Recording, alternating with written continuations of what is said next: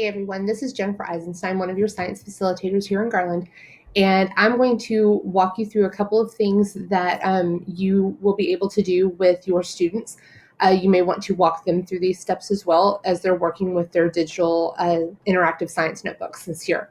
So I'm in my copy of the science notebook, and one of the things that we ask, that we put into the little sticky notes over on the side is for them to insert um, a hyperlink to the slide for the beginning of their presentation.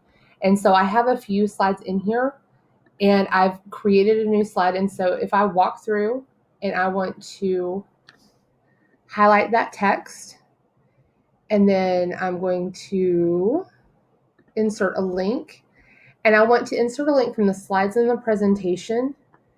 And you can see the slides that have names on them.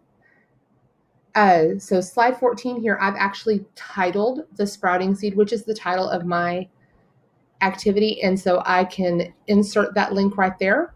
And then when I click on it right here, the nice thing for you guys as teachers, when you submit or when you request your kids to share their notebook with you for grading purposes, if they have these hyperlinked and you can say, okay, I'm going to grade this activity.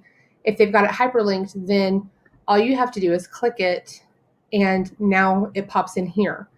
Okay. So with this particular activity, this is a notebooking piece. These are some notes that they would get to include during the live session when they're working with you guys. But then the second piece, the assignment piece, is actually having them create observations. And so this is another assignment that we created. It is a separate Google slide deck. And so I'm going to actually click over because I have it open right now. So let me close that out. And so I actually have it set so that we can begin importing those links. And the kids can, of course, they can type on here because all they have to do is click and the text box is right there for them.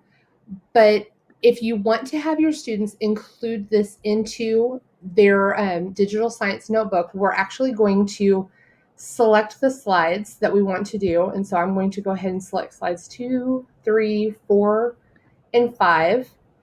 And then I want to come up to click copy. And now I'm going to go back over to my notebook, and I'm going to click over here in the slide master, the edit master, the space right beneath, so that it shows like a little line beneath slide 14, between slides 14 and 15. And then here I'm going to actually click edit and paste, and it will import those slides for me.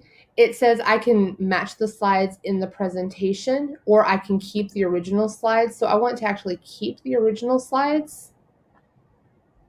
And so it's going to look a little bit different from my other pages. It's going to look like that other presentation, but now it's embedded. You can also have it click and link so that if you make any edits as you're going in and updating, you can walk them through and click and link the update. And so let me see if I undo that. So I'm going to remove those. I'm going to come through here and I'm going to paste them in again. And then I'm going to select link and keep originals. And so you will see this little icon in the corner. So it's a linked slides option. So if I go into the one document and update, then it will show updated here, and then the students or the teachers, you guys can just click it and it'll update with all of the data so that it's in both places, but it doesn't matter where your students are working from. They're actually able to see their data in both places. This is just an option. It's not mandatory that teachers do it this way, but if you want to have them keep everything the same, in one location like we do in the classroom, then this might be a helpful little tool. All right, thanks you guys for watching.